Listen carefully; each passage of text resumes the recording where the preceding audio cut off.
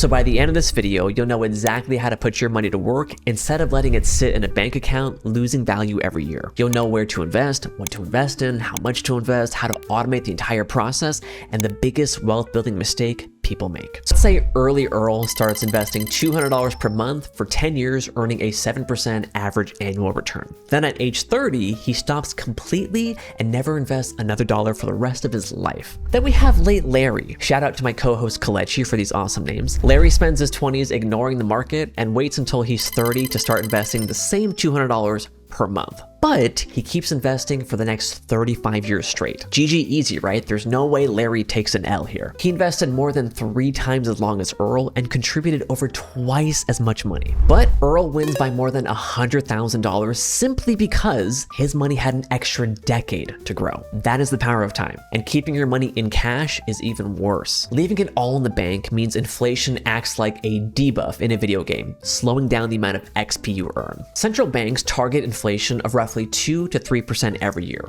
That means if your money isn't growing faster than inflation, your purchasing power is shrinking. Your money buys less food, less housing, and fewer video games.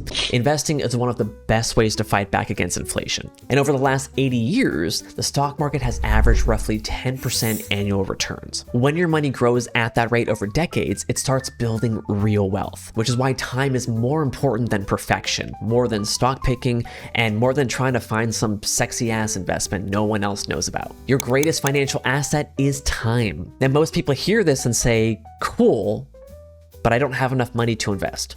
Let's talk about that. So if you're sitting there thinking you can't start because you only have $50 each month to invest, awesome, invest that, start there. Investing $50 a month into a standard index fund still compounds over time. Even if the investment fund costs more than $50, modern investing platforms support fractional shares. Back in the day, or back in my day, if a single share of a company or fund costs $400 and you only had $50, you couldn't invest. Today, your $50 automatically buys a 12.5% slice of that asset. So the barrier to entry has never been more optimized for people with smaller capital. Guys, the main objective right now is transforming your psychological identity. You must be an investor, not just a saver. If you can't build a system to allocate $5 out of a $50 surplus, you'll never allocate $500 when you earn more. How do I know this? We've literally coached hundreds of people on their finances, dozens more each week during our live streams. I cannot tell you how many make incredible amounts of money who do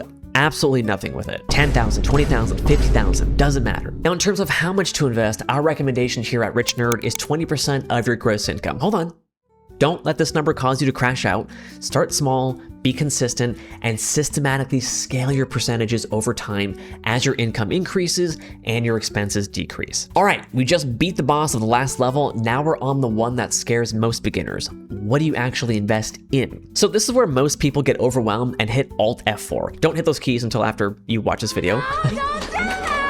The moment you start looking for investing advice, you're flooded with things like hot stock tips, options trading, and whatever else people are hyping up on social media this week. And because all of that gets more attention than boring investing, people assume they need to understand everything. Most people think building wealth means finding the next Nvidia before everyone else. In reality, most wealth is built by owning lots of great businesses and letting time do the work. That's why we recommend index funds, which are a basket of companies. So instead of trying to guess which company wins, you'd buy tiny pieces of hundreds or even thousands of companies all at once, all around the world. That means you own companies like Apple, Microsoft, Nvidia, Amazon, Google through a single investment. If one company struggles or fails, and many have in the past, the rest of the basket keeps working for you.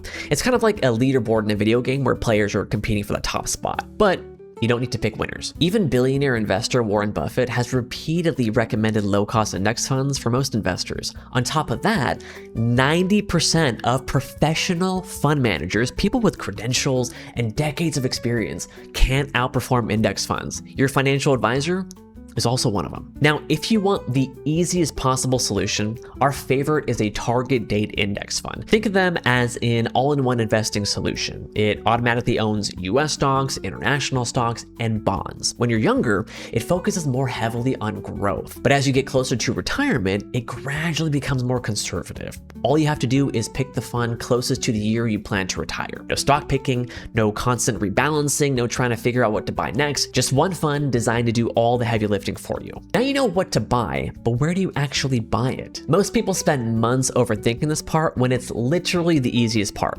Let me show you. First, we need to open an account with an investing platform. This is where you can connect your bank account and invest your money. There are tons of good options out there, and we have a list of the ones that we like down in the description below. Now for this tutorial, I'll be using the one on the bottom right because that's what my wife and I currently use. So with our account open, we're gonna head over to the Invest tab over here. We're gonna go to Add New Account, and we wanna open a Roth IRA right here. We don't wanna open a regular taxable brokerage account. We have an in-depth Roth IRA video on our channel already, so I'm not going to deep dive on that. Go ahead and go through this process, get that set up. We want a Roth IRA, not a traditional or a SEP IRA. But the short version of the Roth IRA is that you invest money that's already been taxed, like money from your paycheck, but your investments can grow tax-free and be withdrawn tax-free in retirement, no matter how much you make. Could be millions of dollars in profits, tax-free in retirement. So once your Roth IRA is open, we want to connect our bank account. So one way we can do that here is we go to Add Cash, Other Amount, and there will be a From and To section down here. If we click on From, we go to Manage Bank Accounts, and this is where we can link a new account. If you already have a bank account with this company, it's already gonna be built in here for you. You can choose that account, like for example, my checking account here. Step 4 is to transfer money into your Roth IRA, whether that's $50 or $7,500, the annual maximum for the Roth IRA. Doesn't matter. The important thing is getting started.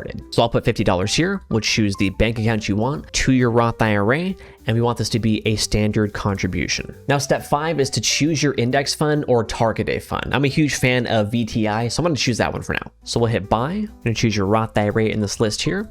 Choose however much you want to invest, let's say $50. Hit review down here and submit. Now, an even better option is to set up a recurring investment. So I'm gonna click recurring purchases here. We're gonna choose, let's just say every week. You can do every month, whatever you'd like. So we'll set weekly. Choose whatever amount you're comfortable investing. Hit next. Make sure all this looks okay to you and hit confirm. And guys, just like that, we are now investing in thousands of companies in the US every single week without doing anything manual. We're investing in companies like Nvidia, Apple, Microsoft, thousands of companies. All right. At this point, you officially know enough to be an investor today. Now, this next step is where most people fail, even after picking the right investments. The secret to wealth building is systems, not discipline. Most people fail because they rely on the latter. They assume that every month they'll get paid, resist spending the money, remember to log in, and manually invest. Sound familiar? The problem is discipline eventually runs out. Systems don't.